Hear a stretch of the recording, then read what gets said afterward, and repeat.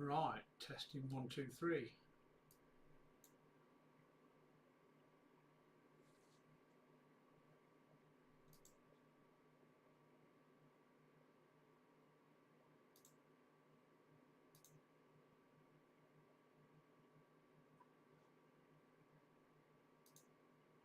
Question. What is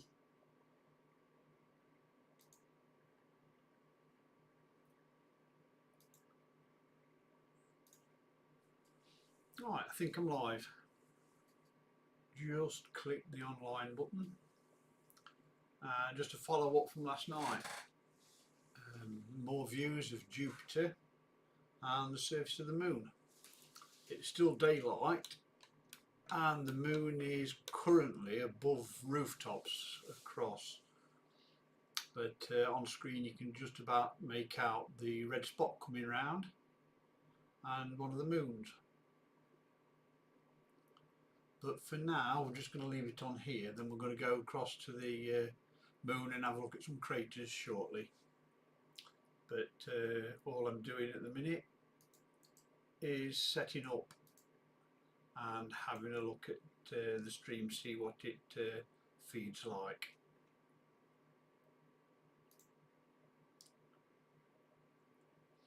And if you like what you see, subscribe, and you never know, I might be able to do a little bit more in the future, get that bit of determination to do things better. I'm just having a little tweak with the focus, if you can hear that clicking noise. But with the atmospheric bubbling, we're not going to get a super clear picture. We can't see enough detail just there. Anyway, let's just flick across to the moon and have a look at the moon, and then we'll come back and have another look in a second. So bear with me. Here we go.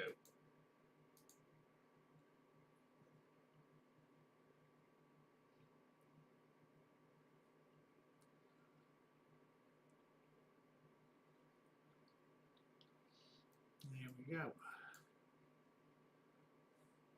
Just turn up the exposure a little bit and the gain.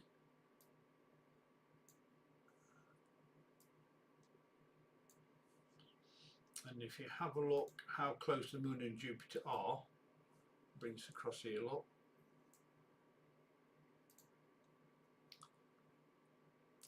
One will be easy to find from the other. So if you have a look at the moon and go down a little bit, you should be able to see Jupiter even now. But because they're both in close proximity, the atmospheric turbulence will be the same because they're above the same physical location from where I am. Let me just move that back out of the way. And we'll just scroll across. See if we can get some better focus on here in a second.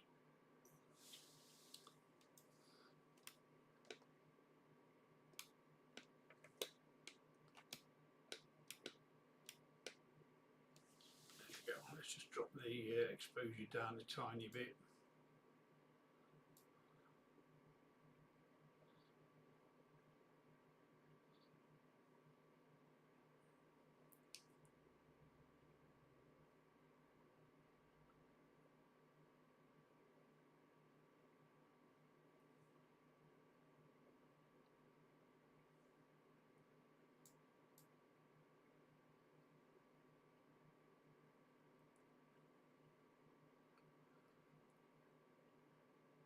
Later we're going to be having a look at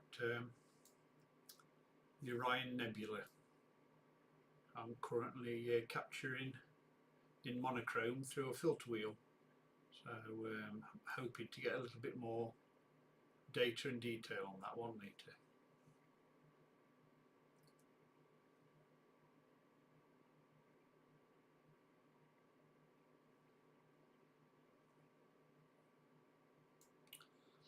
With it being bright, still daylight,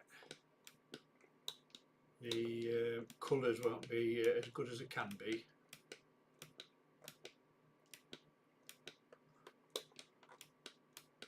and even though it's been pretty cold all day, the telescope's been in an enclosed location, so the temperature on the outside of the mirror needs to equalise, or the mirror needs to equalise with the outside temperature before everything settles down.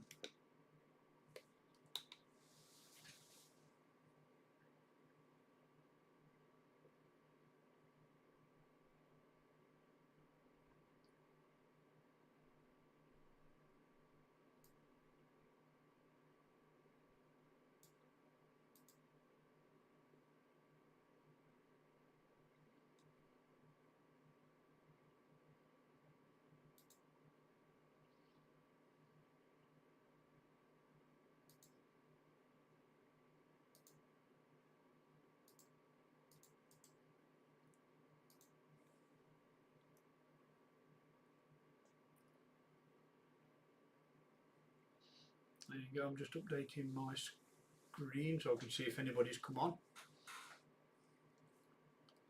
There you go. Right, let's go up a little bit and check the upper regions. I do have the second camera up and running on the other telescope, and I can bring that in a second.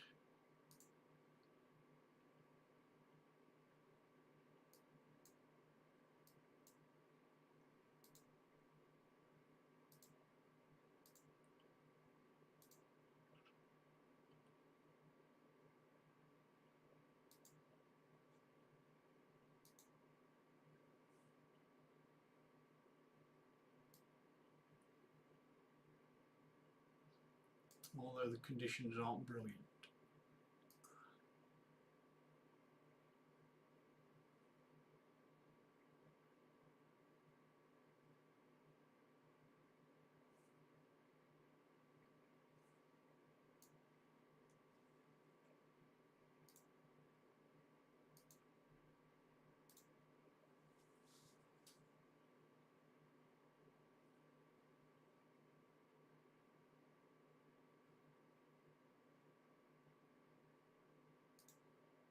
Right, let's see if this second camera is going to come online.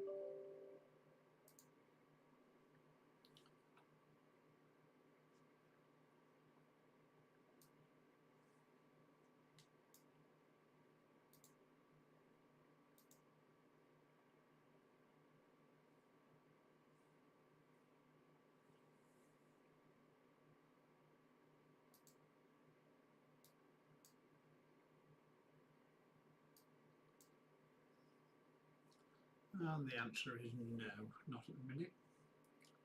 Go and check the connections in the observatory in a second. Just going to mute the sound and go and check that.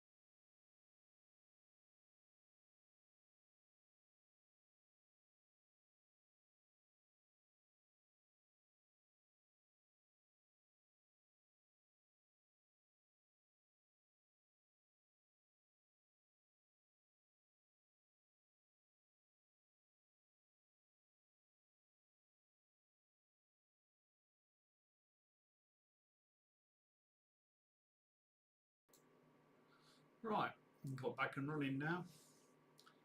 There seems to be an issue with the guide camera for some reason. I'll have to have a look at that in a short while. For now we'll just stick on Jupiter. As it's getting dark, I will be swapping cameras over shortly and flicking over towards the Orion Nebula and doing some wide field on Orion Nebula with a monochrome camera.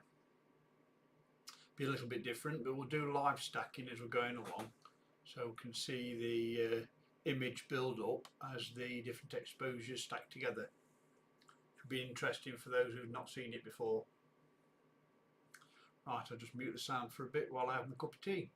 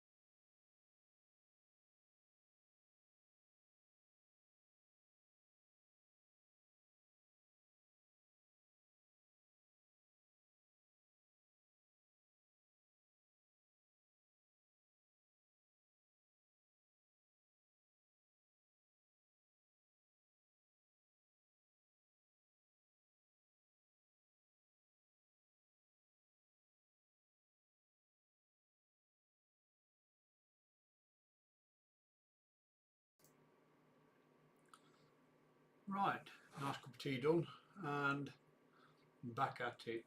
Starting to get a little darker now, but we're still hovering pretty close over the rooftops of the houses opposite. So the atmospheric turbulence will be carrying on for about another 3/4 of an hour to an hour.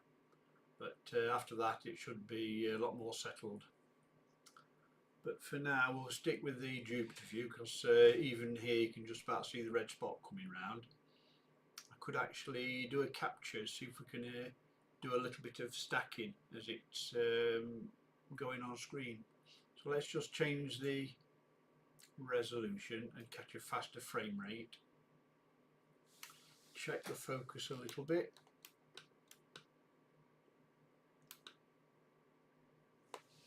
And we'll do a capture.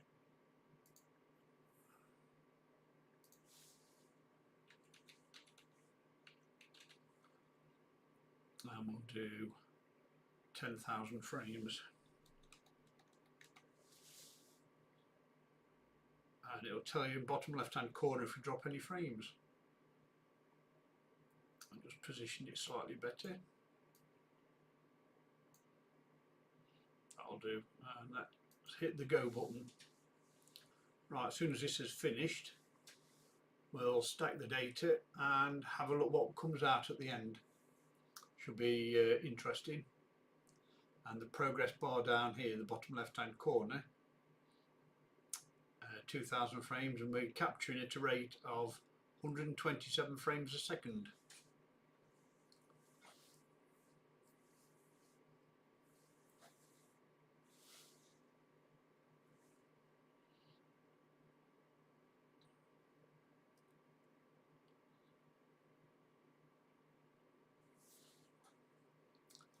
Halfway.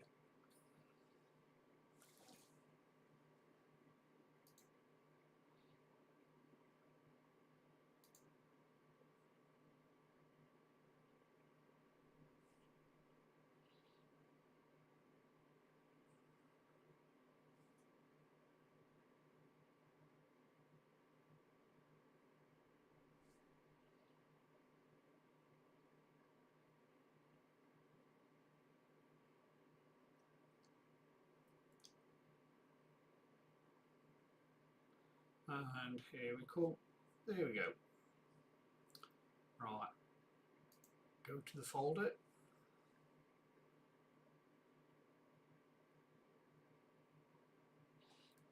And let's do a quick live stack and see what it looks like.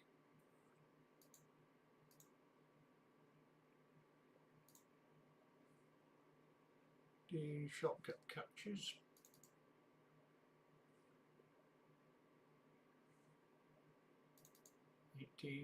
Jupiter. There's the file. Open it up. Register the data. Detect the disk. And we'll open the log file as it goes and analyze. Shouldn't take very long because the PC is running reasonable speed and the processors aren't even taxed yet.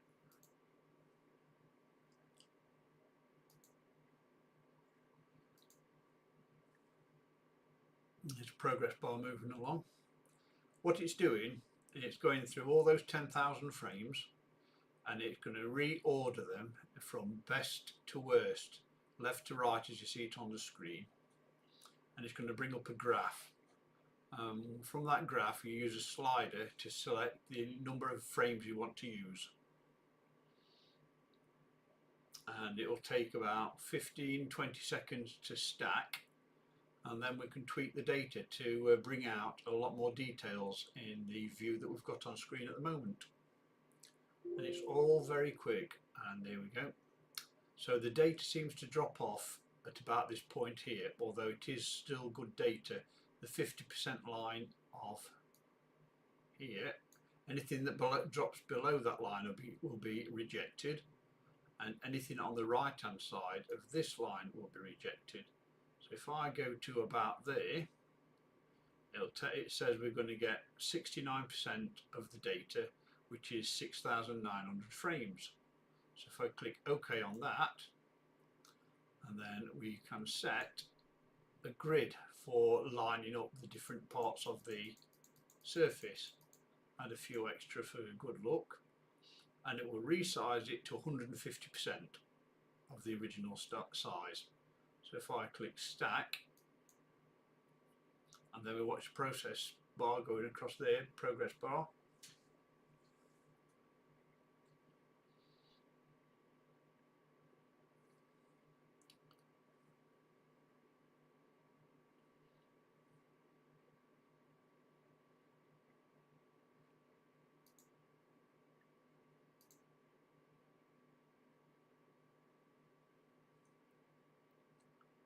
And it's quite surprising the detail we'll be able to pick up from that blurry image.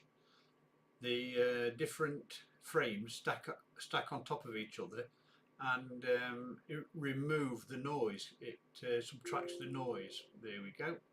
So now we'll click edit, close that screen, move that out of the way, move that to one side.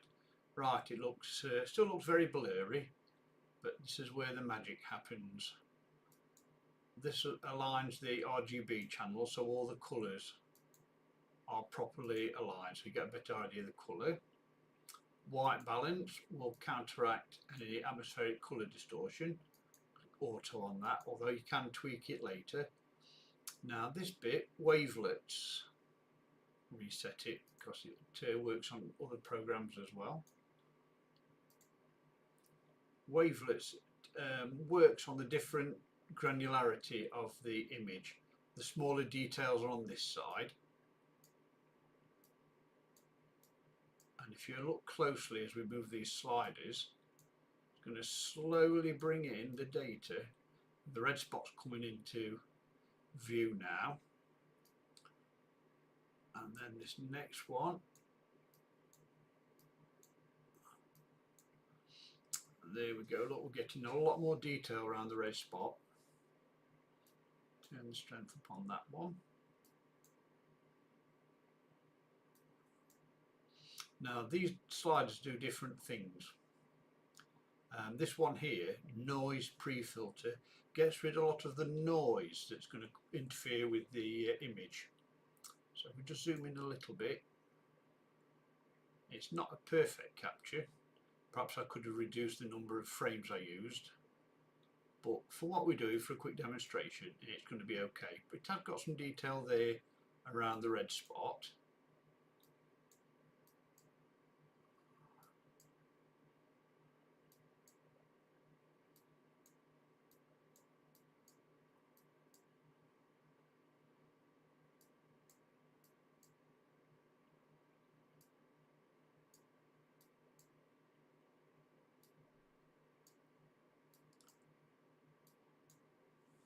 This is more of an art than a science, this bit.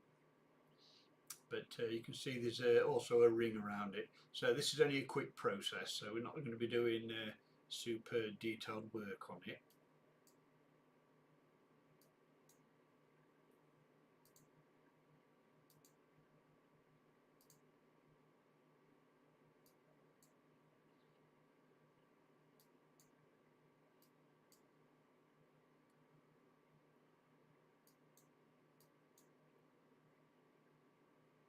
Go back to the original size.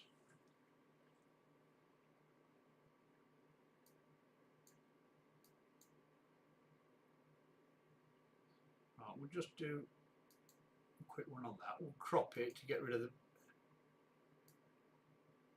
unwanted noise, borders, barriers, and then we'll go to white balance again.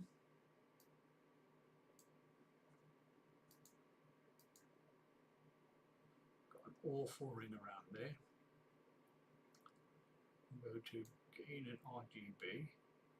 Get a little bit of blue because it's a little bit red biased on that picture.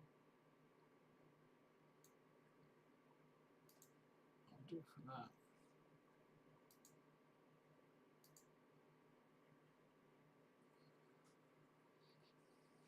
for a quick stack it's looking okay.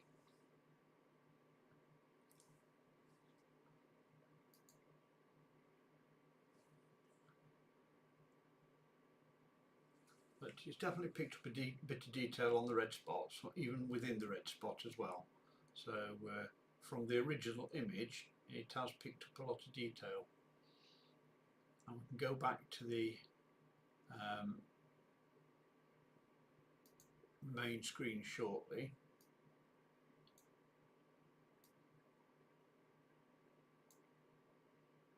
Too much saturation.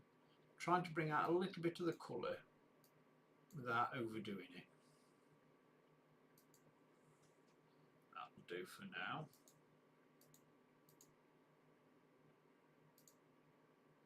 There you go. This piece of software is called Astro Surface. It's free software and it works with surface of the moon and the planets. As you can see from there, that's just a few moments of work on that, less than 5 minutes, and it's turned a blurry image, this one here, into something that's with a bit of detail, to give you a bit of curiosity. Right, I'm going to close that.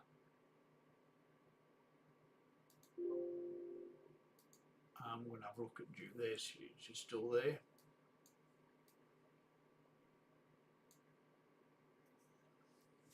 Just check the focus a little bit. And we'll do another 10,000 frame run. Still got the same details from the last capture. Click start and then let it do its business.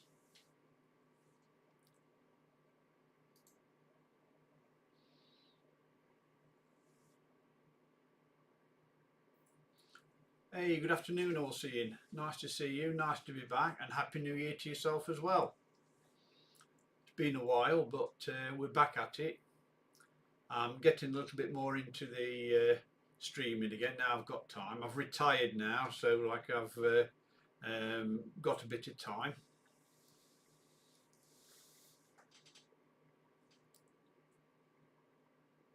Have you made any New Year's resolutions?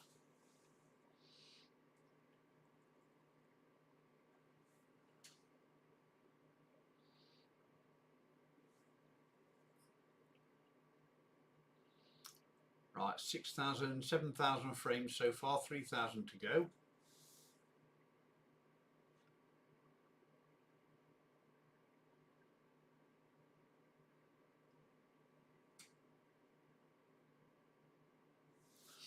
I will be online a little bit more from now on, and I'll be hopefully streaming a bit of a capture on the Orion Nebula this evening, because last night I got a cable snag. Not done any streaming for a while, and the cable snag took one of my cameras out, which is why I'm only using on a single camera at the moment. Also, if I can bring it up,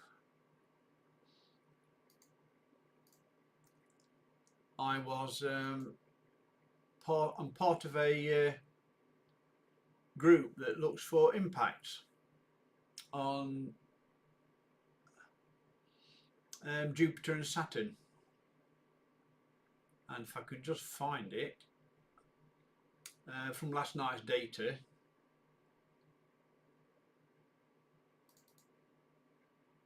Here we go. From last night's data, even though I've not finished processing this, I've got 2 low probability impacts here, and when I've finished I'll bring it all up. So it's a different aspect of using the telescope, doing sort of real science. There you go, that's finished.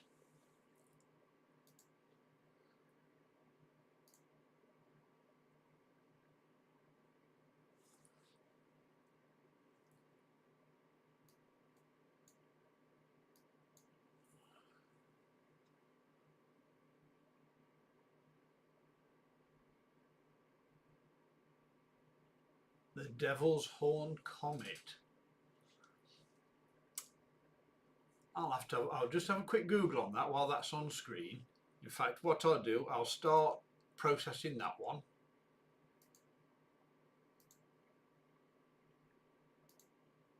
And that's the last bit of data there. Look, that's that last capture just there. So I'll open that, register it, detect, and run the analyzer. There we go, that'll analyse that, and we'll see if we can get any detail out of that one. And let's have a look for this Devil's Horn comet.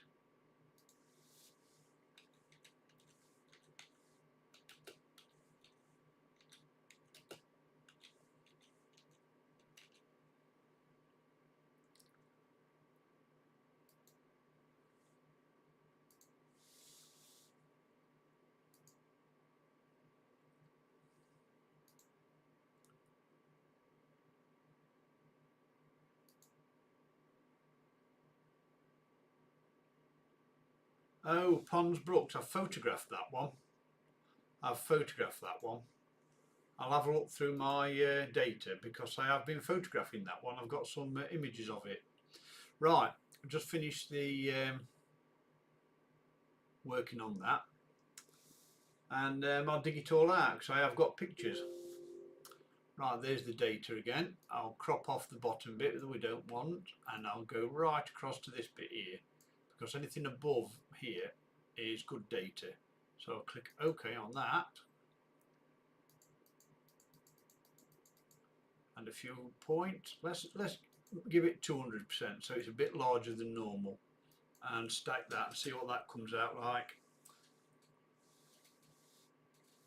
I need my other camera on to do it this evening, so I'm going to be photographing the Orion Nebula, so I'll put the monochrome camera on, and we can scroll across and have a look at the Pons comet. And if you bear with me, I'll bring up the 3D track of it.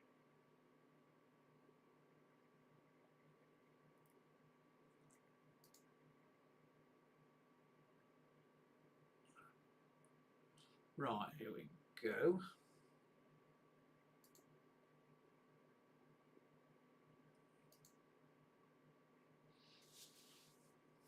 It's in a very busy part of the sky.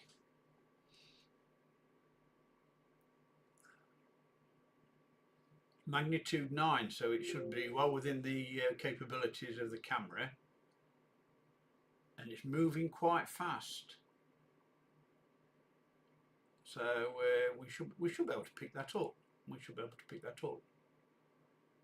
And it is getting brighter. It'll be at its brightest in April of this year. It's in the constellation of Cygnus. Just bear with me a second. I'll see if I can find the 3D orbit and bring that across. There we go, we've got the 3D orbit. I'll just bring the 3D orbit across. There she is, there's us. So it should be pretty high from our point of view. It's heading towards us, so it should get brighter as it gets closer. And at the moment it's illuminated by the sun, and we're currently looking at Jupiter on the main camera. So if the scale is anything like, even though it's small, it's closer to us than Jupiter is. So it might be worth having a look later on. I'll have to get the other camera set up for that one. I'll move this back out of the way. There we go.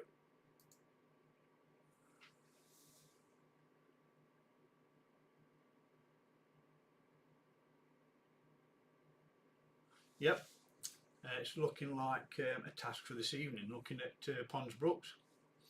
Right, let's have a look at this data. Let's edit this, see if we can get a bit more detail out of that one. It's magnified 200% from standard size. So we'll align the RGB channels like we did last time. Then we'll go to white balance.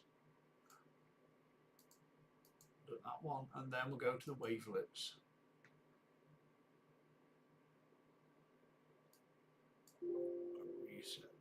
reset this. Right, let's see what we can do on this one. And the details are just starting to come in.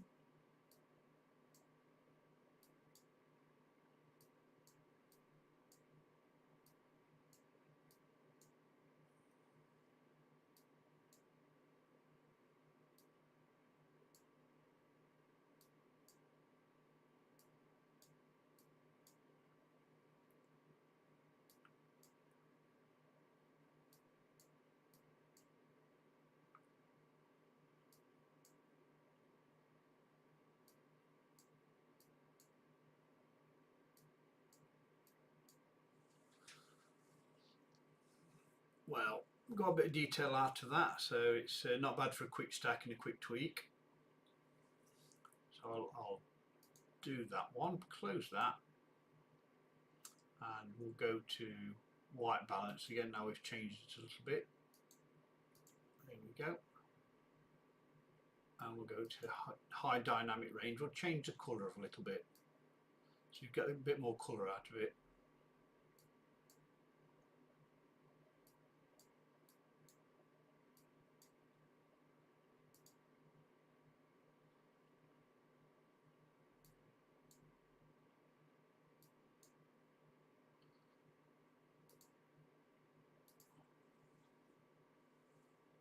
Bit of noise in the background from the camera.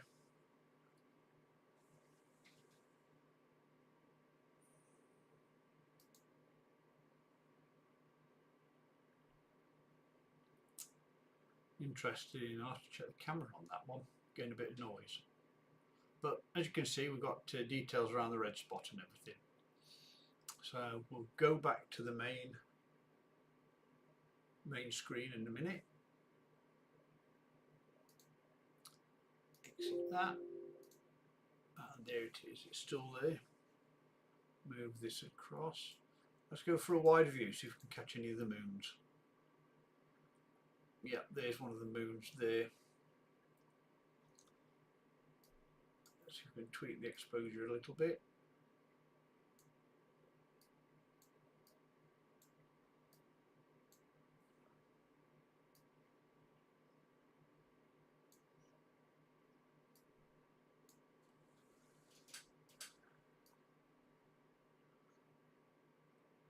Scroll across so you can find some moons down this bottom side.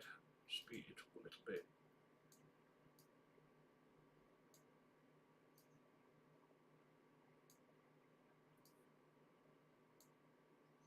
And there's another moon.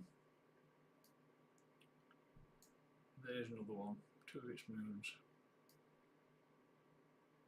And we'll go and look on the other side. And there's two more moons. If I bring in the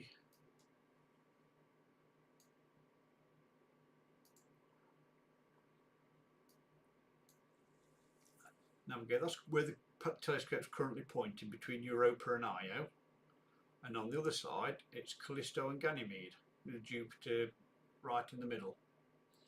So we're currently between Europa and Io.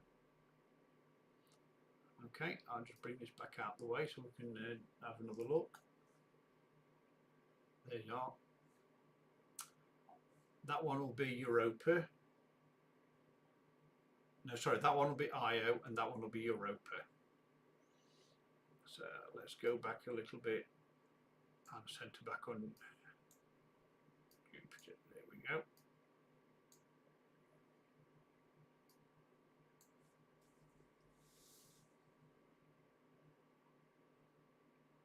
It's the camera that's rotated. The Stellarium software has got a fixed orientation, but my telescope does a thing called a meridian flip. When it goes past the meridian, now the north-south line, the telescope does a flip, so the viewpoint is inverted. Because if the telescope stays pointing in one direction, it twists all the cables together and starts pulling cables out of the sockets. So to make it easier when it's slewing, it inverts the telescope so the tube is upside down. and it is currently upside down compared to that view I just had on screen.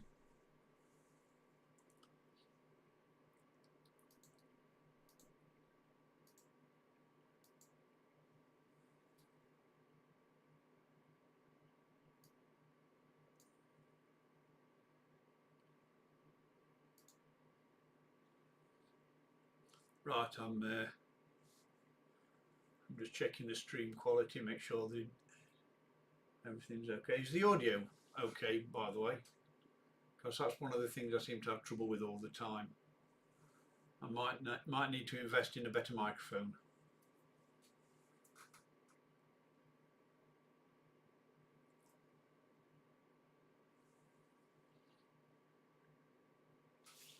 And have another tweak on colour and focus.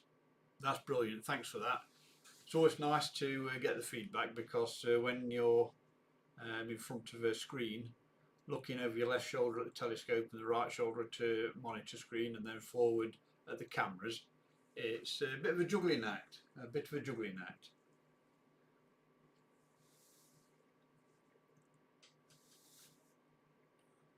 Right, let's go back and have a look at the moon. Not had a look at the moon surface for a while, because it's pretty close.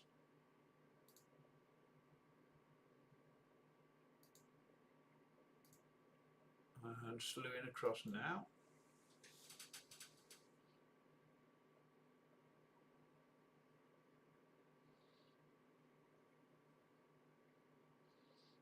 And there we are.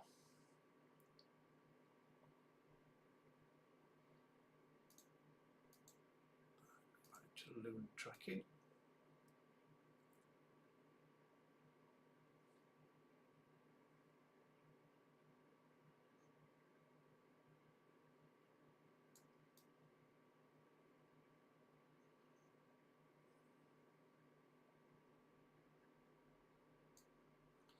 Right, let's just try and tweak the exposure a tiny bit, see if we can get rid of the flare from the crater's edges. The crater walls seem to be giving us a little bit of overexposure. There we go.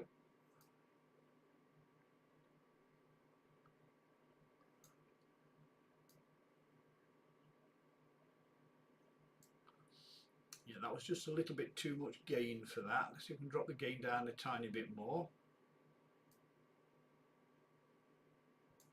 There we go.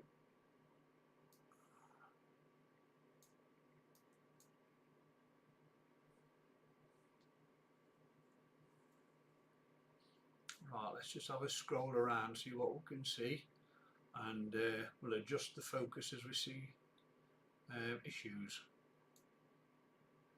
See if we can get rid of that bright spot there, drop the gain down a little bit more.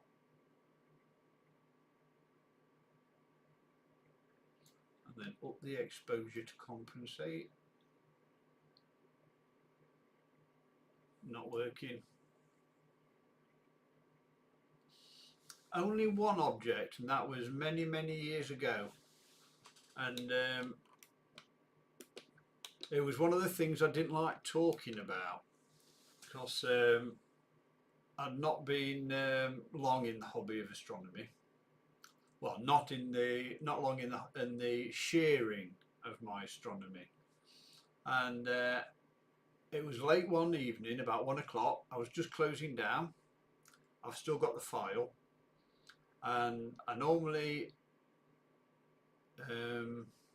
align on the first object that I normally start with, which in this case was a star called Altair. I slewed across to Altair before closing down, and right next to it there was what looked like a little comet. I checked up on my guides and there was no comets listed for that area. So I thought I'd get a few pictures of that. And as I set up to take pictures of this comet, it looked like it was rotating. Comets don't rotate. So I thought, what am I looking at? I noticed that the supply craft had gone up to the space station, so I thought it might have been that. So I thought I'd make a little animation. So I started taking a picture every 15 seconds and I saved it into a file to make an animation. It turned again and then rotated again. I soon realised that the supply craft going up to the space station will be orbital and not stationary. This thing I was looking at was stationary, relatively stationary. And after I assembled the video and played it through with it doing like manoeuvres, I didn't know what it was. I didn't have a clue. So it took me 2 years to actually pluck up the courage to share it with somebody, to ask their opinion. And I went to the Sky at Night forum and shared the video, the date, the time, and what I was pointing at. And within 2 hours somebody had come up and identified it for me. It turned out it was a third stage Russian rocket and it was tumbling. That's why it looked like it was manoeuvring. The light from the sun was reflecting off it and it looks like it was powering engines. So it's not easy admitting that you don't know what's up there, because a lot of astronomers do know what's up there, and it's a strange feeling not being able to ask somebody without the fear of ridicule. Because asking another astronomer, I think I've seen a UFO, or is this a UFO, is weird, because people expect us to know what we're looking at. And in this case, I wasn't sure. And in the end, it turned, like I say, it turned out to be a discarded Russian third stage. It's a tracked item, it's a tracked object in low Earth orbit, near Earth object.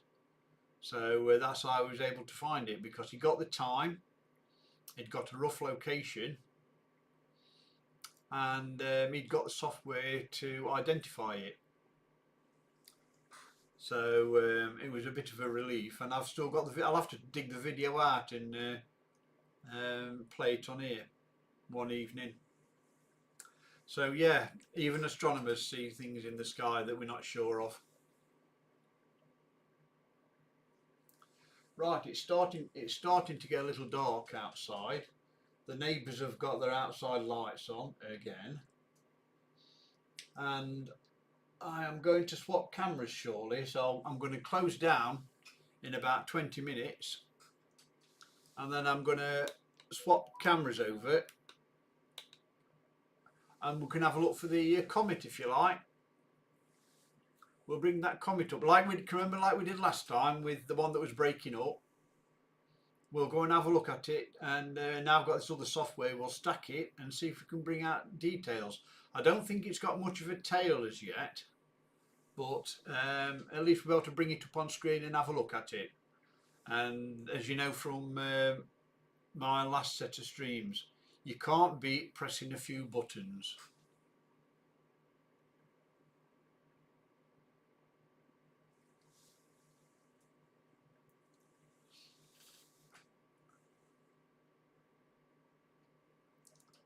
Just bear with me, I'll just have a look through some of my images and see if I've got a picture of it, because I am sure that I've got an image of it from the past. Just bear with me a second, I've just got to look through my folders.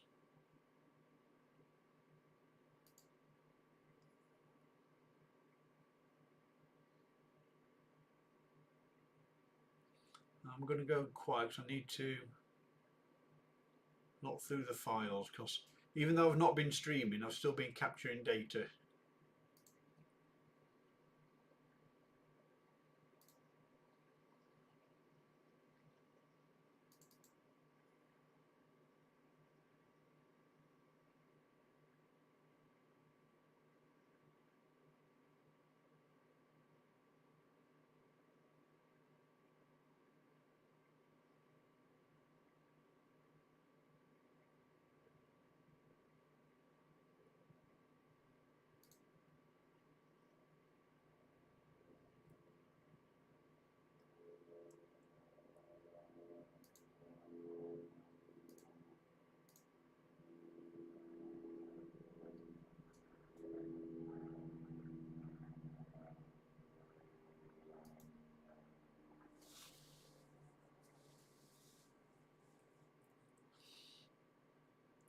and the temperature seems to be equalising looking at the screen.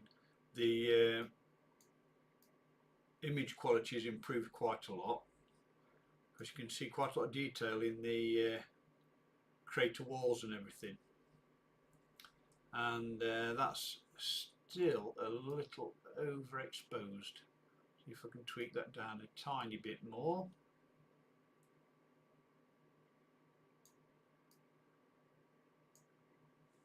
Get rid of the graininess, because the more gain you use, the more graininess that you introduce into the pictures, into the images. So if you turn the gain down, the downside is you have to up the exposure time, and the exposure struggles because of the movement. You're capturing a bit of movement, so the picture won't be as sharp. So with a shorter exposure you get a sharper picture, but you have to compensate for the lack of exposure with gain. And as you can see there, you've got a lot of noise in the picture, a lot of noise here. So if I give it a little less gain and a little more exposure, the graininess, the noise has reduced significantly, but the sharpness has increased.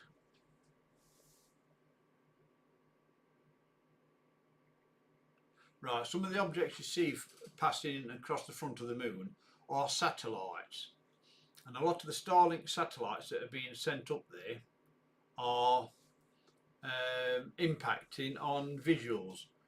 It gets into places where you don't want them.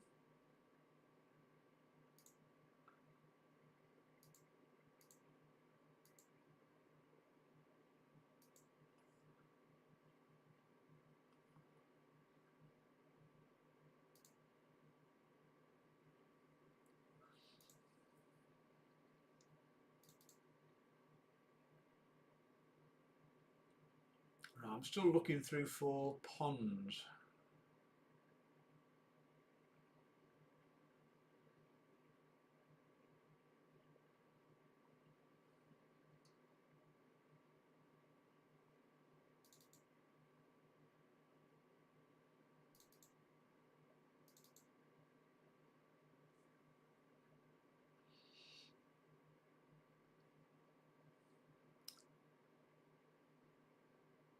I'm not sure if that one's it.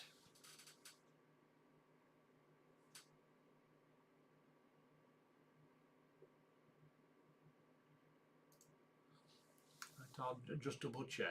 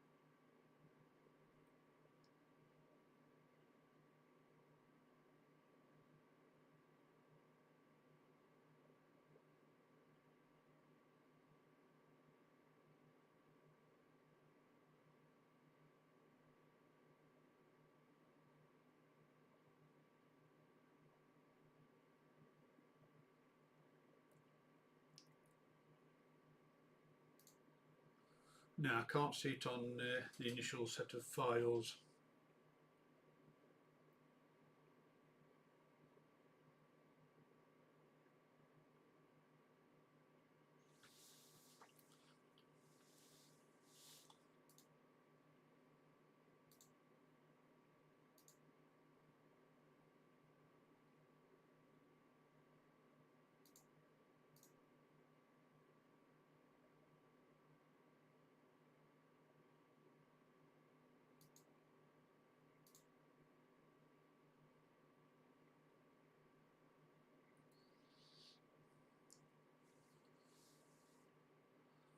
Right, I'm just going to have a quick scroll across the surface, see if there's anything of interest, and if there's nothing actually going off, I'm going to end the stream for a short while, swap cameras over, because I think it's dark enough now to be able to go and actually look for the comet and bring the comet up on screen. But even now the atmosphere is stabilising over the houses opposite, so the moon surface is starting to look clear.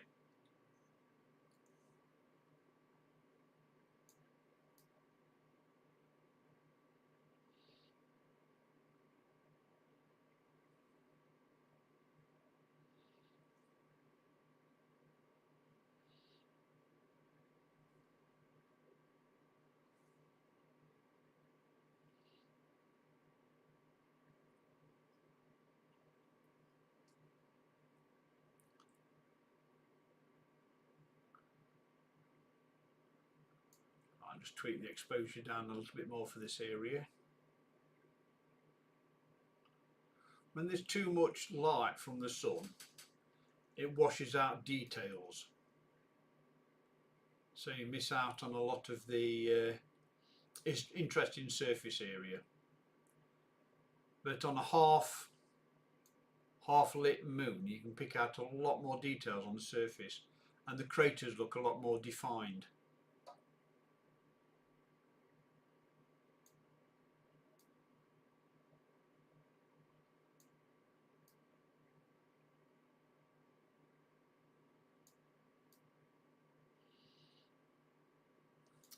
Something looked like it skidded off and bounced off.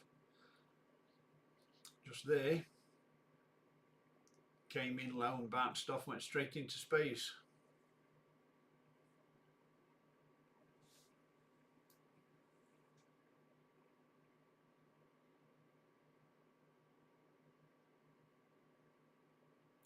It is a colour camera, but with the exposure and everything, you lose colour detail. When you do a capture, you can enhance the colours and bring them out a little bit using software, but on a live view, you literally get what you see, and the rippling effect is just down to atmospheric disturbance.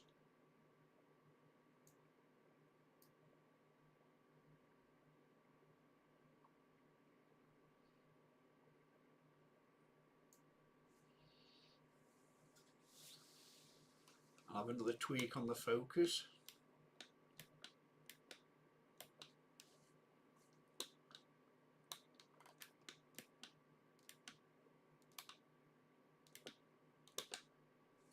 I'll leave it at that. Not going to get much better than that.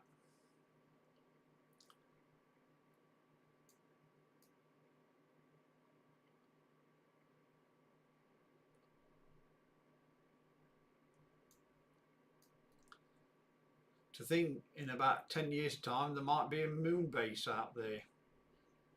I think every single telescope will be trained on it, looking to see if they can find it.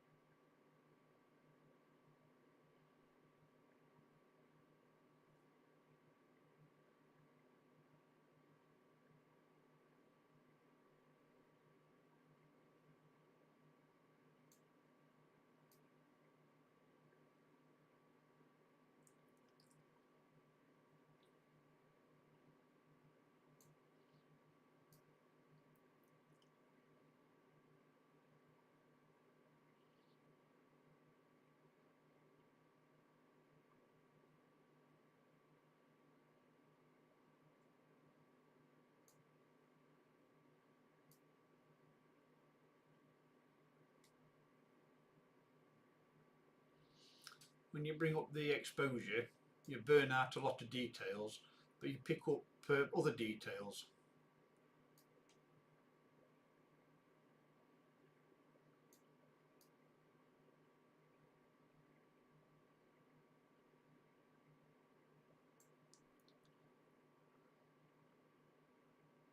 Like there's been running water across here.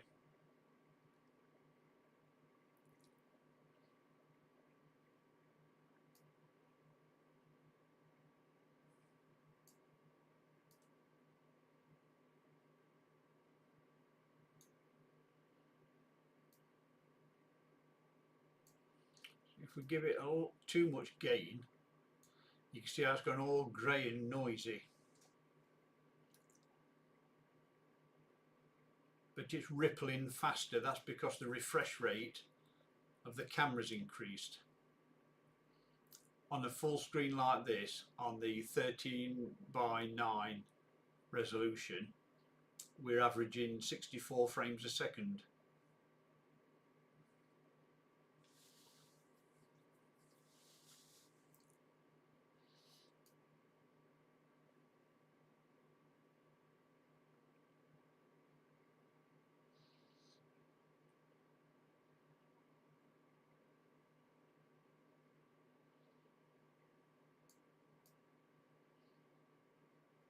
Now, wouldn't it be cool if we saw a little asteroid come down and impact in a big wide open area, and we're actually streaming it and capturing it live? So turn the gain down, turn the exposure up.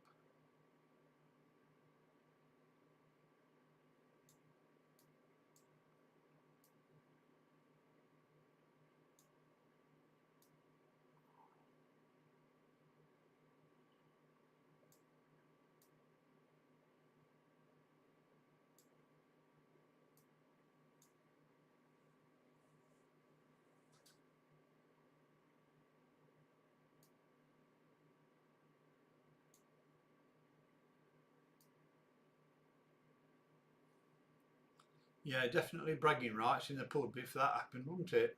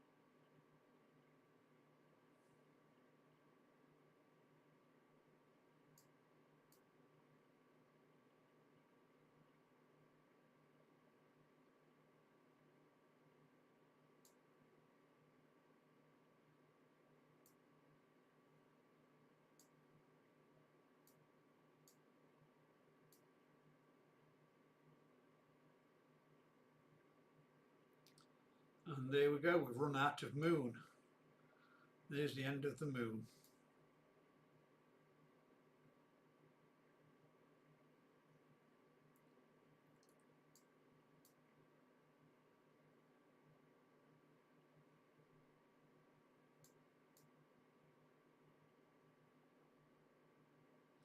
Like I say, in about another 45 minutes or so, the turbulence will reduce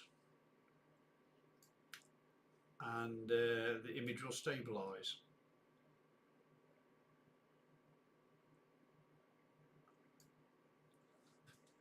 Here we go.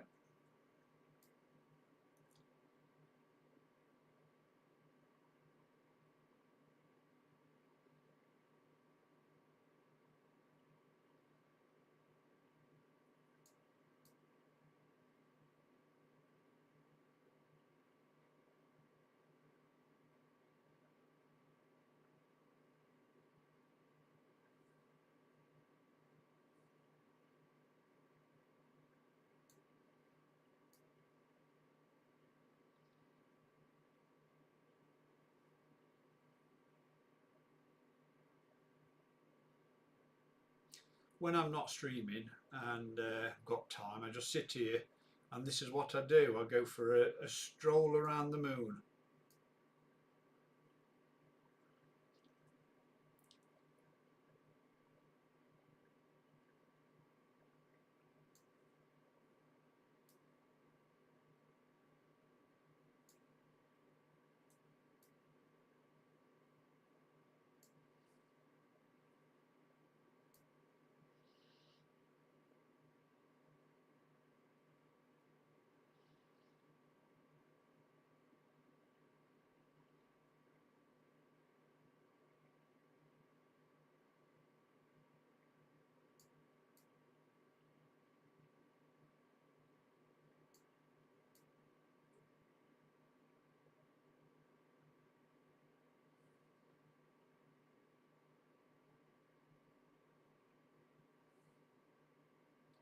It is. I mean, there's a lot of smart telescopes out there at the minute, but I'm not sure you can do this sort of thing with them.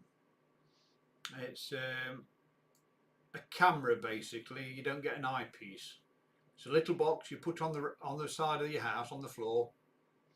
Switch it on with an app. Make sure battery's charged up, and you pick a target from a list, and it will send pictures to your phone. But it can't do exposures like you can control like this evening. So this is a slightly more superior method of stargazing. But the smart telescopes are good in a way that it introduces people into astronomy. It's a pity it's not more accessible to upgrades and development, because what you buy is what you're stuck with. There are very few things you can do to improve it, whereas this telescope I'm using now, I can change cameras, change mirrors, put filters on it and get different effects, whereas one of the smart telescopes you're limited. I dare say in the future they'll build flexibility into the system, but that's in the future. It's good, and it'd be something to look forward to, so a lot more people can actually experience astronomy, because everybody knows how to work a telephone, and if they make a telescope attached to a telephone, you can only do good things. You can share the experience and see what's out there. But I prefer this. I prefer my little setup here.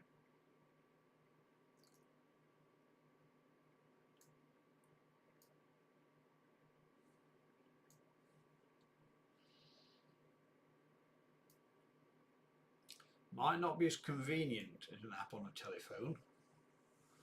Although I suppose I could share this, people could watch this on a telephone screen.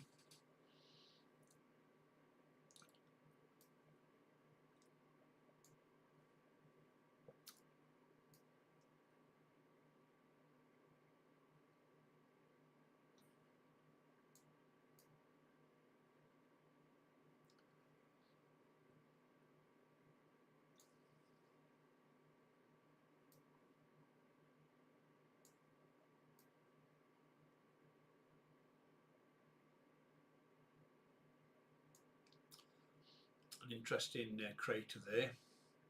Got a shadow from the crater wall. Something causing a bit of a shadow there, so there might be a bit of a ridge there. So you can scroll across and have a better look.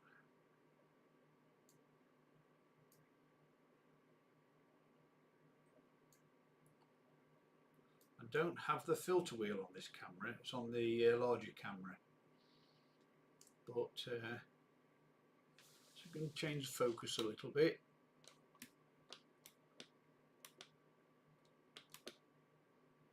Right, and then let's just change a bit more detail around this front edge and a bit just here. So the sun's definitely coming from the right hand side as you view it. And let's see if we can pick up detail. Bring the exposure up, so get rid of a bit of the grain. Now just as soon as you bring the exposure up, you'll lose the far wall of the crater. You'll lose that far wall. Let's just drop it down a tiny little bit.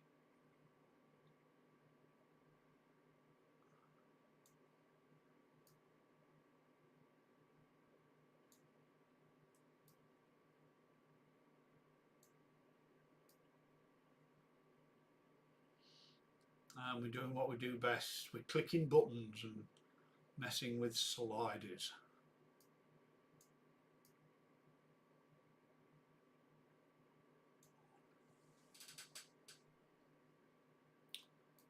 Scroll across, see what else is out here.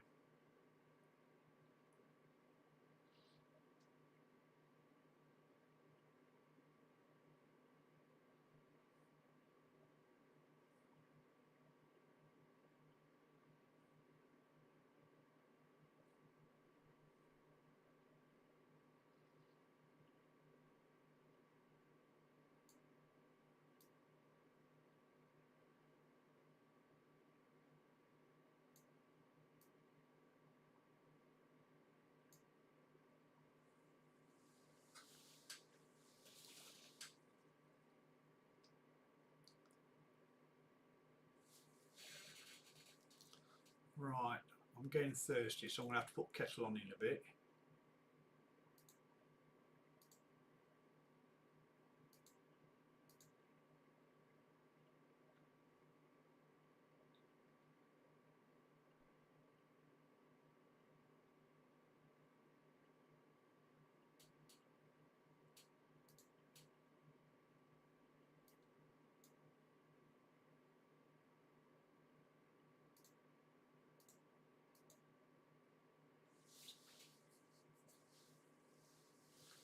Just scroll up a little bit, see where that crash line goes.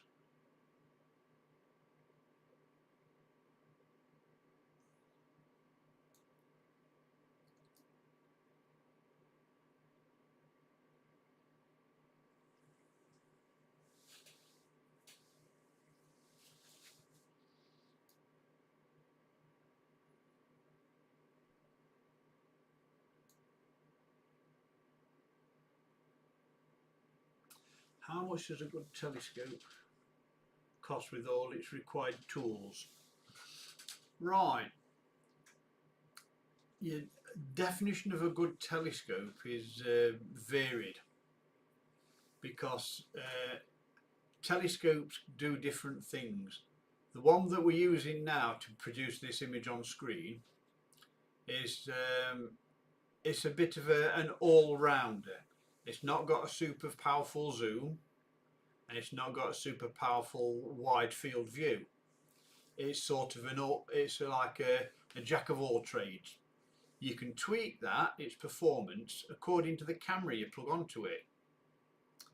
And if you look at some basic if you want second hand, you can find something really, really good for a couple of £100. And I've recently landed on, would you believe, a camera on AliExpress, eBay or something like that. I bought it as an experiment. It cost £10 and it gives views like this on this telescope. So a camera costing £10 can equate to this. And everything you need you could probably buy for about £300, and that's including a tracking mount, tracking telescope, not a smart telescope that runs from a telephone, a mobile phone one, but one that you can run from a laptop and do exactly what we're doing here. Because when I first bought this, I set it up on a tripod on the back garden every time I wanted to use it. When I first did it, it took an hour to set up, and after a couple of weeks setting it all up, I got the setup down to about 10-15 minutes, the time it takes for a cup of tea to go cold, because you keep forgetting about it. And it would produce results like this. Let me see if I can find a picture of the telescope I picked up for £400.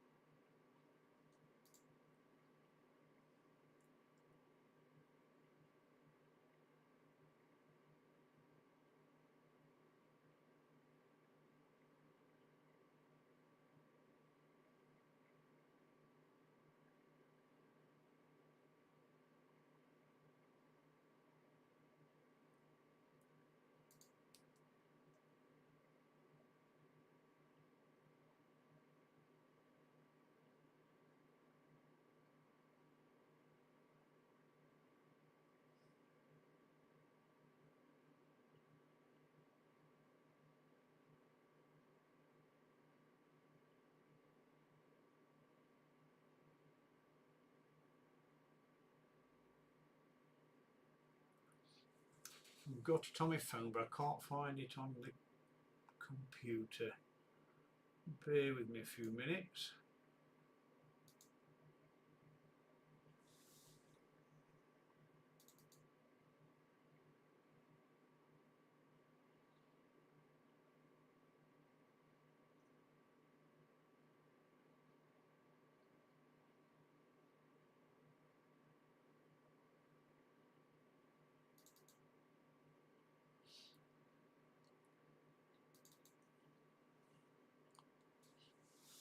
That's Pons.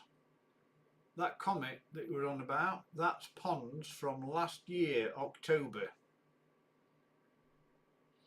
I know I got a picture of it somewhere. I've just found that while I was looking for the picture of the portable wriggle that I've got.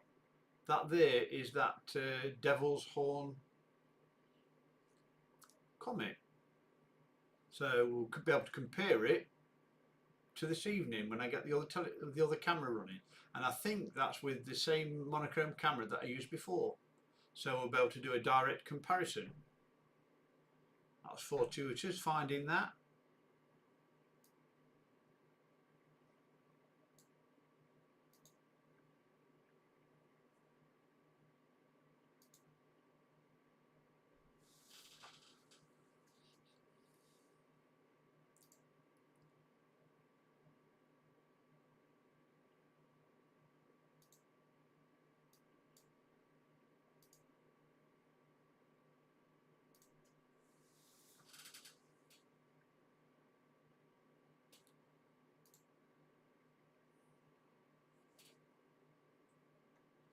Right, bear with me a second, I'm just looking for that other picture of the telescope.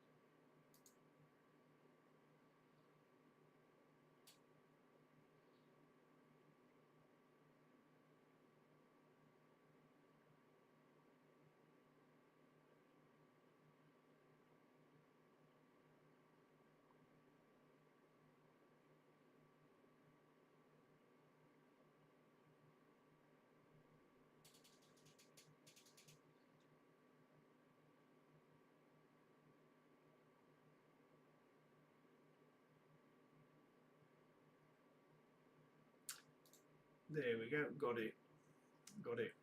Right, I'm just going to bring this picture across from my Facebook.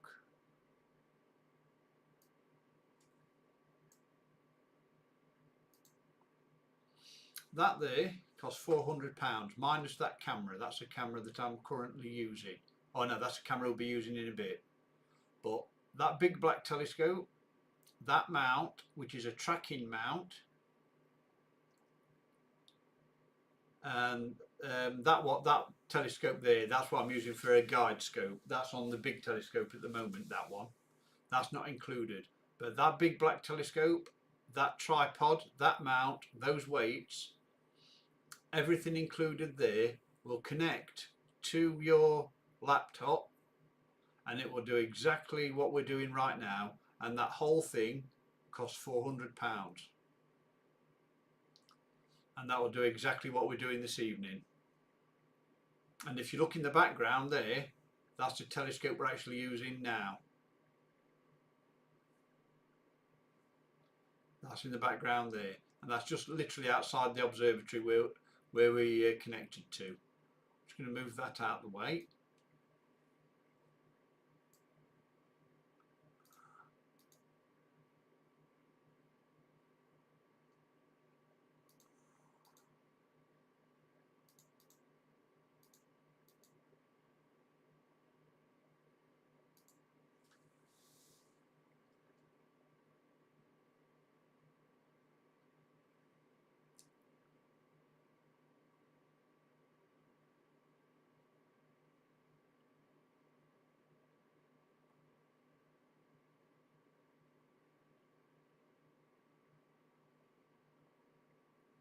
And if you're just interested in photographing the moon and looking at the moon like we're doing this evening,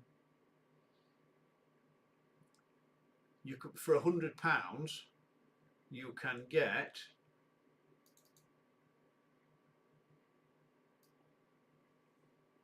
this. That telescope there is that one I was using for tracking, guiding.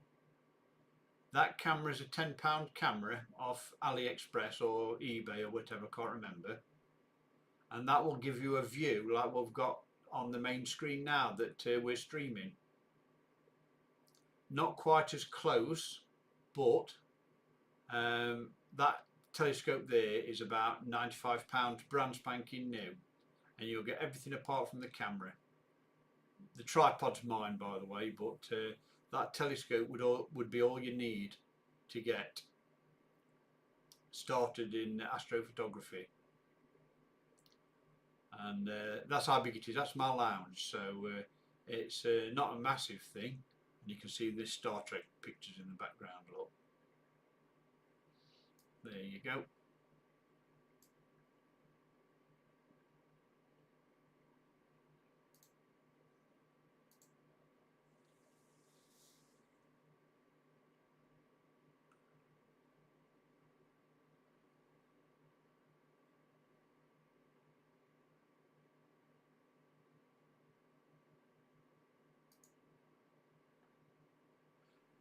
The camera is just a standard USB camera. Soon as you plug the USB camera up, it'll bring a feed straight onto your laptop, and all you do then is point the telescope at what you want to look at and focus it as you go along. So it's not difficult to do, and it's very rewarding when you sat down and pointed your camera. And if you've got friends around, you can sit around the laptop screen, or even plug your laptop or computer into a big TV screen, and you can share views like this with everybody.